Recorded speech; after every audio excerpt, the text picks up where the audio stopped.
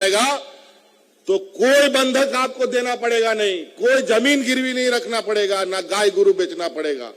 15 लाख रुपया तक का आर्थिक सहायता राज्य सरकार आपको देगी। पढ़ो, अब जज नहीं बनाओगे, अपने बेटों को वकील नहीं बनाओगे, इंजीनियर डॉक्टर नहीं बनाओगे, तो आदिवासी वर्तमान लोगों के साथ नहीं लड़ पाएगा। क्यों नहीं 20 साल में यह बात बना? क्यों ये कानून नहीं बनाया इन लोगों ने?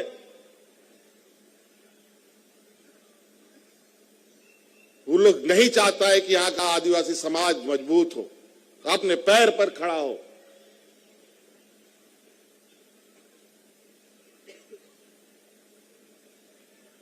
और आज जिस तरीके से एक एक करके हम तिनका तिनका जुगाड़ करके एक मजबूत झारखंड बनाने की सोच कर रहे हैं, अभी 2023 है, 2024 में अब हम लोग आ गए। आज 2025 में ये राज 25 साल का हो जाएगा। मतलब युवा राज,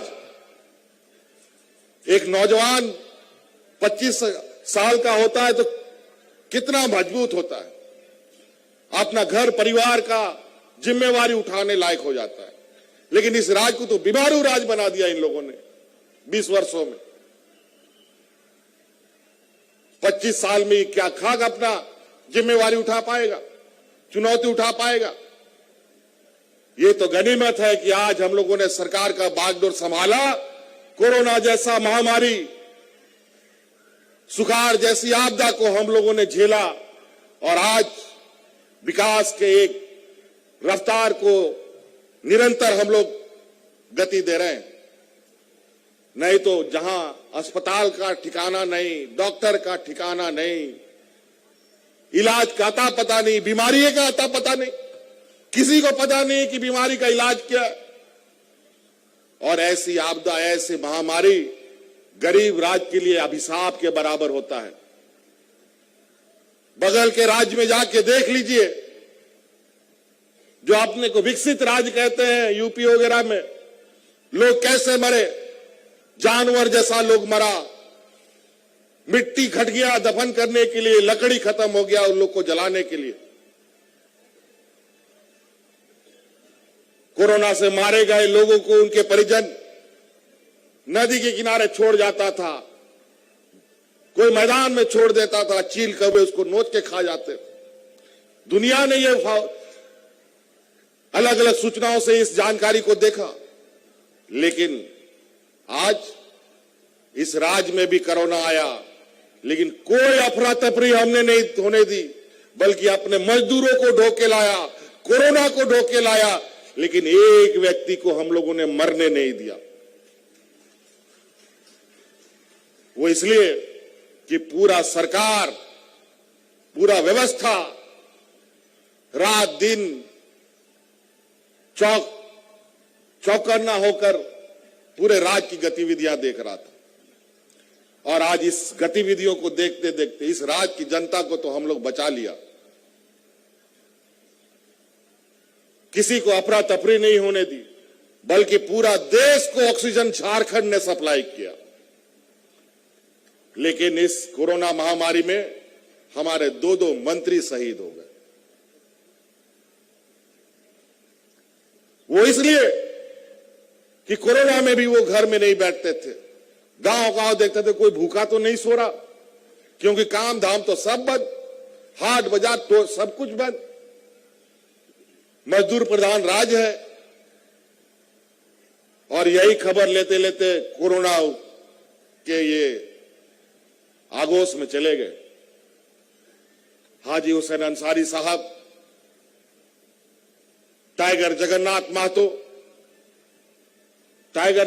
महतो जी को तो एक बार हमने मौत के मुंह से निकाल लिया था, लेकिन जनता का मोह उनसे छूट नहीं पाया।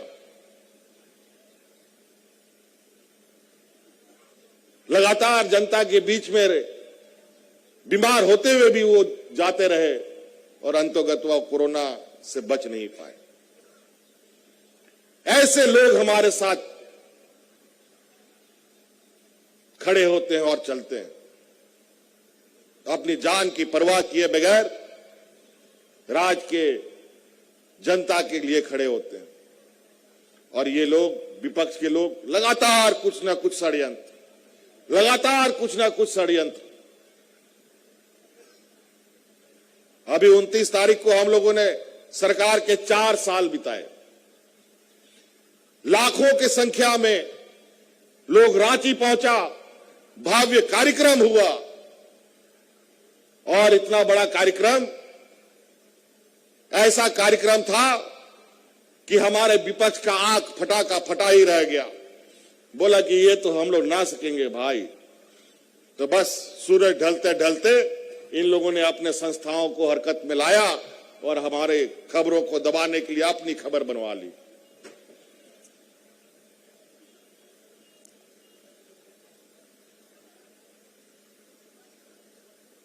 तो कोई चिंता नहीं उसकी। मैंने कहा कि चलो, चलते रहो, कितना तुम लोग भी चाल चलोगे। अब राजनीतिक मैदान में नहीं सके तो अलग अलग माध्यम से, अलग अलग एजेंसियों के माध्यम से हम लोगों को कमजोर करने का एक योजनाबद्ध तरीका चल रहा है। अभी मेला आप लोग देखे हैं, ये तो किसान मेला, किसान जिसका ये लोग, किसान का घोर विरोधी जमात, ये लोग तो किसानों को समाप्त करने के लिए देश में किसान विरोधी काला कानून लेके आया। ये तो गनीमत है कि इस देश के किसानों ने, जो हमेशा से एक समय आंदोलन था, इस देश को कहा जाता था जय जवान जय किसान का नारा लगता था।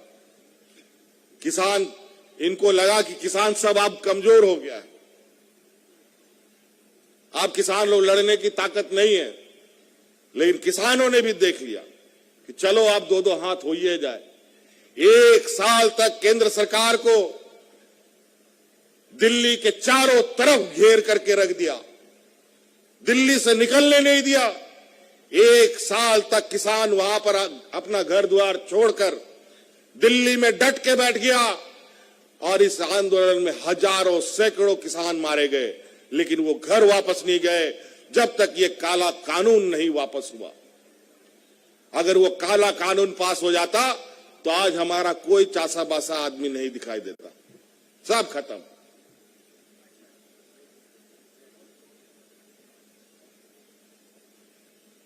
बहुत सारी बातें हैं, अगर हम बातों को रखना शुरू करेंगे तो बहुत समय लगेगा।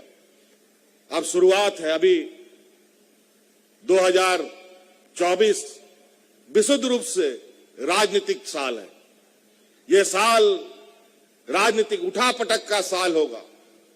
इसमें आप लोगों को एकजुटता के साथ आदिवासी एक होकर नारा लगाने के निकलना होगा। और जिस तरीके से हम लोगों ने समय समय पर अपनी ताकत दिखाई है, ये ताकत इस बार राज्य के लिए भी और देश के लिए भी दिखाना होगा, नहीं तो लोकतंत्र बचेगा नहीं। लोकतंत्र को ये खत्म करने की तैयारी में है। एन केन प्रकारेण पूरा जितना गैर भाजपा शासित राज्य है, सभी राज्य के सरकारों को इन लोगों ने तबाह कर रखा है। अभी तो एक देश का एक हिस्सा से ही लोगों को भगा दिया गया है, अभी एक हिस्सा इधर ही बचा है। झारखंड, बिहार, बंगाल, उड़ीसा में भी नहीं है ठीक ठाक से, बिहार में भी नहीं है, झारखंड में भी नहीं है। इस बार थोड़ा बहुत जो दिया सब जल रहा है ना इन लोग का, अभी 2024 में इस सब दिया को बुझा करके लोग को वापस भेज देना है, नहीं तो कोई नहीं बचेगा। विशुद्ध रूप से आंदोलनकारी लोग तो बचेगा ही नहीं बचेगा, क्योंकि बोलेगा यही आंदोलनकारी लोग तो हवा लगाता है, आग लगाता है। और बड़ी चतुराई से वही मैं सोचता हूं कि अगर हमारे आंदोलनकारी नहीं होते, हमारे दिसोम गुरु शिबू सोरेन जी नहीं होते तो ये राज भी हम लोग को नहीं मिलता।